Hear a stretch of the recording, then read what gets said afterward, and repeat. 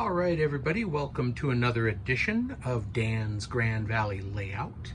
Today we are going to just do a layout walk around. It's coming up on 2 years since I started the kit, so I just want to give everybody just kind of an update and go just over everything that I did with the kit and some of the changes that I made. So most of you followed along from my very beginning videos to now, but just thought for some newcomers, I might just do a walk around. So that's what we're going to do today. So let's just get started. All right, to get started with the walk around, we'll just start here in the right-hand corner, and the instructions for the layout, they're pretty specific, but then they also give you some sort of vague information kind of towards the end too. You kind of are left to sort of figure it out yourself and do what you want. So the first tip that I have is to kind of have a plan before you start. There's a couple of things that I'll explain later that I did that I kind of wish I would have waited, known more about it, and done differently. But let's get started here, right here in the right corner. So of course, when you get the kit, they give you this instruction booklet, and it's got a picture on the front that helps you, for spacing and stuff like that. Gives you kit contents and everything, which I checked off as I did my inventory. But it kind of gives you an idea of how to lay out the track and the roads and everything, and it gives you this track layout here, the pieces of the track, and then you can see where the town is and then how the road goes. Get over here, they've got different illustrations of how it should be.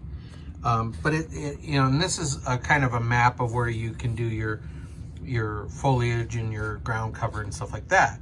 So, it's pretty complete, but there is a lot that's left to just kind of figure out yourself. So, that being said, I deviated a little bit with my road of how I had it. And in my thinking, it was that I might connect another layout down the line, and I might want to have a road coming in. So that's kind of how I did that. One of the things, sort of a mistake that I made that I might do differently if I was doing it over again, was I went with the width of the roads. They gave you these plaster inclines for your cross, where it crosses the tracks. And so that's kind of where I went with the width of the street. And, it is an old town, but I'm kind of wishing through here I had gone wider with the street width and up there too. It's sort of just a road, but that's okay too. I could always widen it if I want to. So, I just kind of, when I was wadding up paper and stuff, I just sort of built this up along here, right along there, and a little bit of paper here just to make hills and stuff. Sort of just winging it, off the cuff. Whatever happens, I put newspaper between the roads, knowing that it'd be a little bit of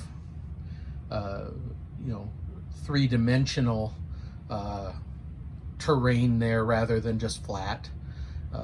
So then, as I built trees, now these are the trees that came with the kit that you build, and I've explained those before. These I got at Hobby Lobby, and they're turning brown where they get exposure through the window, which is kind of cool because it's natural looking. Here's some more trees that aren't really turning. So as we move along, I decided early on that I wanted a pond here. So all I did was take my X-Acto knife and I just cut a circle out. And then I just lined it with plaster cloth, kind of, indented it. Once it dried, filled it with the Woodland Scenic's water effect and then just landscaped around it. Actually got these cattails at Hobby Lobby, and then, you know, just rocks and kind of made it natural. So that kind of lent itself to this whole area right here being a little park. I really liked casting these rocks. I did it kind of all over the place, figuring that you know, this is downslope from this mountain over here, so there are a lot of rock outcroppings and things like that. So that's kind of why I did those, and I really enjoyed washing them with the different color washes. They really come out natural looking, I thought. So, and then I had to decide after I went ahead and got everything built, you know, of course, we knew that the station would be here because they give you a platform for it. I did make it level here.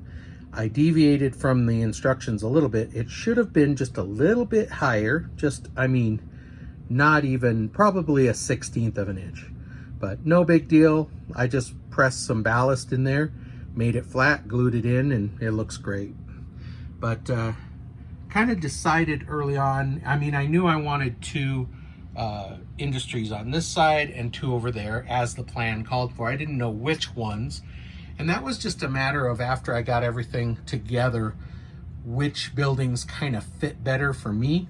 I wanted this to be either a shop or a gas station. I still may put some gas pumps out here, thinking about it.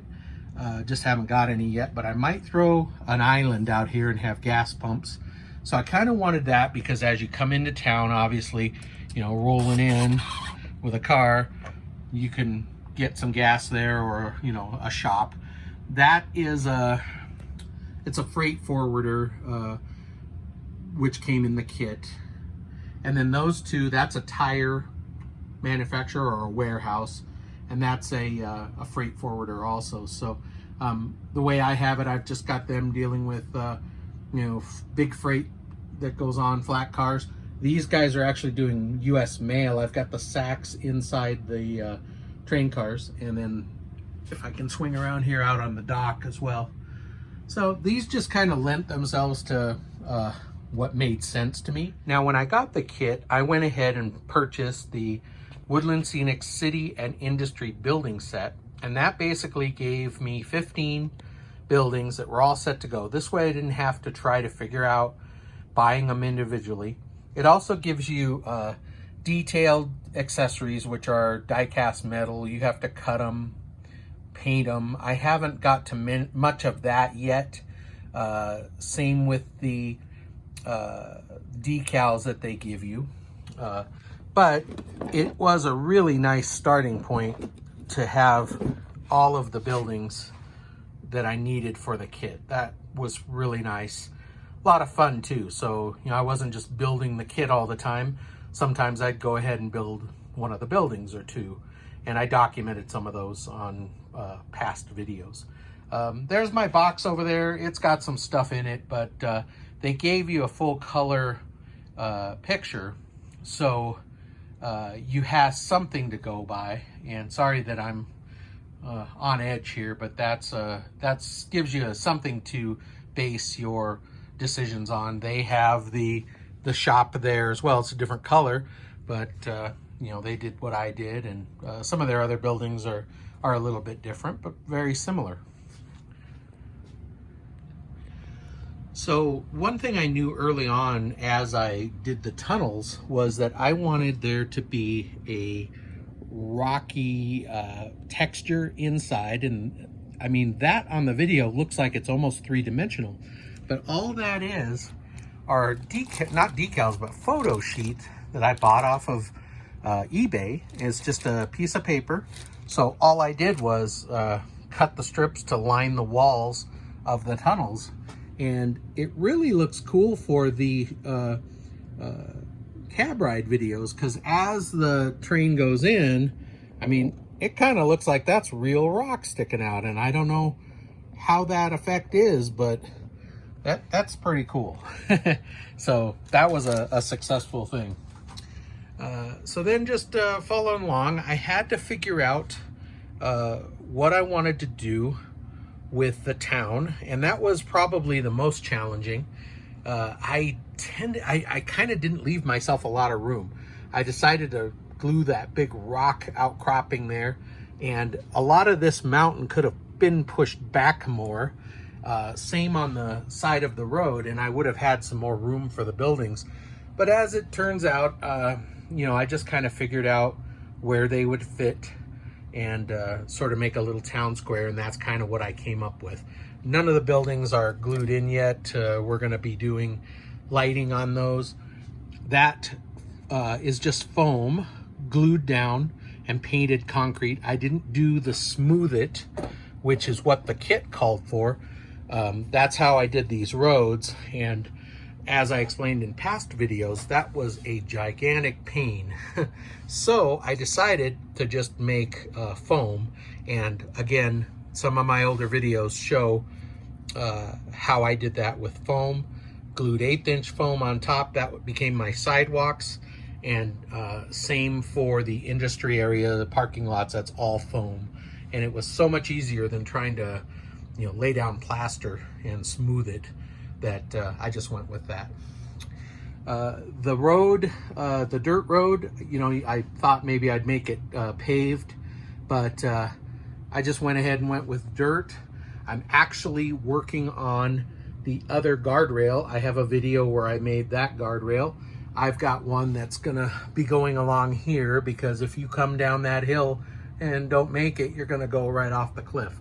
So let's go on over to the bench and I'll show you what I've got going on over there. So earlier this morning, I just dug up some more material and some toothpicks, and basically I knew I needed 16 inches. So I didn't have one continuous strip, I had an 8-inch strip.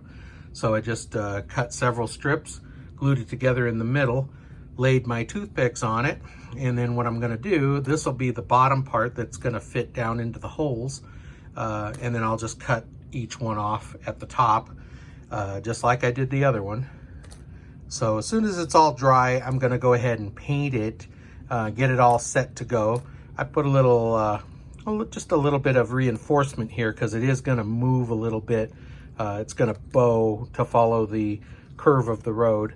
So just kind of went with this turbo tacky glue, which I get at Walmart, and I glued it up that way. It's sort of a white glue.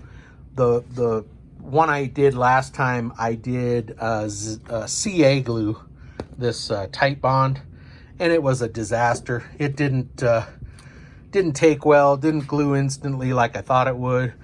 Got all over everything, got all over my fingers, and it was just a mess. So I decided to go with a white glue kind of a thing this time, and I think it's gonna be much stronger and better. So as soon as this gets a real good drying time on it and it's very sturdy, I'll paint it, and then I'll shoot a quick video of installing that on the dirt road. So top side here up on the mountain, the only thing I did differently that it didn't really show in the instructions, they just had the dirt road coming up and sort of a little pad here for a couple of buildings up here. All I did was, when I cut out the profile for the siding, I just made this flat, so I figured I would have a road coming out. And again, if I ever expand and I want something butted up against here, another layout or something, I've got a road coming in and a road going out, vice versa. So yeah, just was kind of how it came out. This area I just sort of made, no water or anything, but just rocks in here and stuff like that. And then following the mountain up above here, I've got just a little area with lots of pine trees and campers up there. And then that's where I had the water coming out of the mountain there, sort of a spring coming right out of the mountain. And the kit did call for, they call it a dry riverbed, and they have you sort of plan for that when you're laying out everything and you're doing the landscaping and your plaster cloth and everything. Let me see if I can find that. Yeah, so here's the page where they talk about adding plaster cloth, track bed, and track. see here, this is kind of what they give you. You know, here's how your strips of plaster cloth are going to be. And then they're just kind of saying, you know, make a dry creek bed here, and then going out. You know, it kind of gives you a reason to have a bridge as well, you know, the way that that's set up. And I always kind of knew, just watching other people's videos on the Grand Valley layout, I figured I would have water. And I knew I didn't want a big lake down there, but I did want some kind of water. So we'll go around to that side and I'll show you what I did over there. Okay, so again, there's where it comes out of the mountain there. I just sort of, when I did the plaster cloth, I just kind of indented it, you know, just going along, making an area where the water would flow. And I sort of just put the realistic water, that's what Woodland Scenic calls it, and let it sort of just flow down. And, you know, found an area where it was kind of wider here, so I just lined it with rocks, you know, just kind of let the water figure out what it was going to do. And then when it got here, comes down, and then there's some rocks here, and then I sort of made, I used the water effects and I made a little waterfall here, and you know, just lined the bed. And then lots of cast rocks that I made with the kit. The kit comes with neoprene trays that you can lay the plaster in and make your rocks, and then you can leave them big or you can break them apart, which is what I did. And then just you know, colored them, glued them in where it seemed to make sense, you know, where you would have a rocky river bed. And then there's the water. I just took sticks from my backyard, put them under the water. These are the cattails from Hobby Lobby. And then the bridge, now I didn't talk about the track kit. I went ahead and bought the Atlas Grand Valley Track Pack, which came with all of the sections that you need. It was about $100, but it also came with the War and Trust Bridge. So it had the crosses that you need and all the sections. So it was pretty nice having it all. And I recommend definitely getting all your track together before you start, because you're going to want to lay it all out and make sure everything is smooth. You don't have any weird gaps or uneven areas of your risers, or it can cause problems. I had an uneven area right here, and you can kind of see there's a little bit still of a low place here, but I actually had to cut a slot in the ballast and stick a tongue depressor stick in there and glue it in to raise that up, because I kept having derailments there. And I also have some areas in the tunnel, which unfortunately I can't get to now, but certain locomotives and cars will derail in there for me, and it's very irritating. So that's why I say take your time before you seal up stuff. Make sure that your road beds are all very smooth and the trains run and don't have problems before you seal up that entire mountain, or there's no getting to it. So then this is just the back side of the Industries here and the dock, and you can just see sort of some of the landscaping that I've done. And then I, you know, decided I'd have a mountain over here too. One of my favorite areas is kind of how this is sort of cut out of the mountain and the trains go through. I like cab ride videos that come up this way and then approach the bridge. I think that's one of my favorite shots on my layout. And yeah, just a few trees up here. Got some spider webs. There are spiders making homes in here. There's some rock outcropping there and just some little rocks and things. There's a little bit better view of the little park there. All right, now we'll go across the way and we'll talk about my train yard. So once I got the layout done and I was able to run trains, I figured out pretty quickly that I didn't really have any kind of a staging area or anything. The only thing they give you is this, switch here, and I call it a spur line, but it goes over here, switches again, and it goes to the two docks.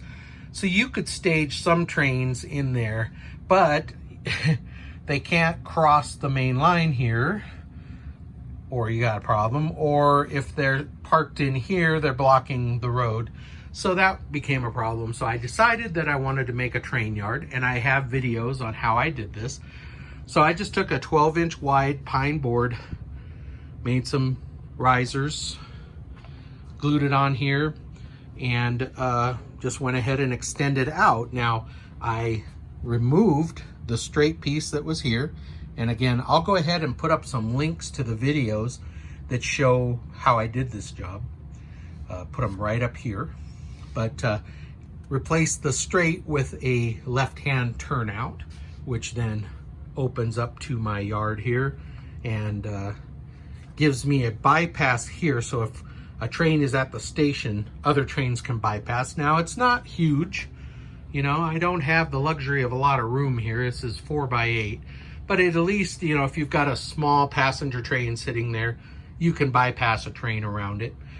And then just another switch here to bring, you know, a little area you can stage some cars here. And then of course, just recently I built the tower, the interlocking tower for controlling the yard, and got some neat details there. I put a parking block where the car parks and the guy's coming to work, got a guy up there. So that's kind of cool. Here's a fuel truck and, you know, mechanic. But, and then I added the two-stall engine house by Walters, and have that down at the end. So I keep my best engines in there, and I just keep them in there, and it's kind of a neat place to keep them out of the sun and away, that, you know, somebody coming down here to the basement doesn't knock off a train off the yard here. Just did a little more landscaping here, actually, some turf and some little bit bigger bushes and stuff. I am still gonna do some detail along here, because basically it's where the truck and the cars are gonna go. These guys are, I've got them sort of working on replacing some trucks on a boxcar. They've got this little crane, but that's kind of what I got going on. And so that's just a quick walk around of where I'm at 2 years later. I started this project in November of 2018, and it's soon to be October of 2020, and this is where I'm at. So I hope you guys enjoyed this. Please, if you have any questions about anything I've done or things I'd do differently, let me know in comments and I'll answer them. Appreciate you guys giving me feedback on your successes and some of the stuff you've tried, and responses to some of my videos. I really appreciate that. We're getting new subscribers all the time, and that's awesome. I thank you very much, all you new subscribers. And well, thank you very much. Take care, and we'll see you next update.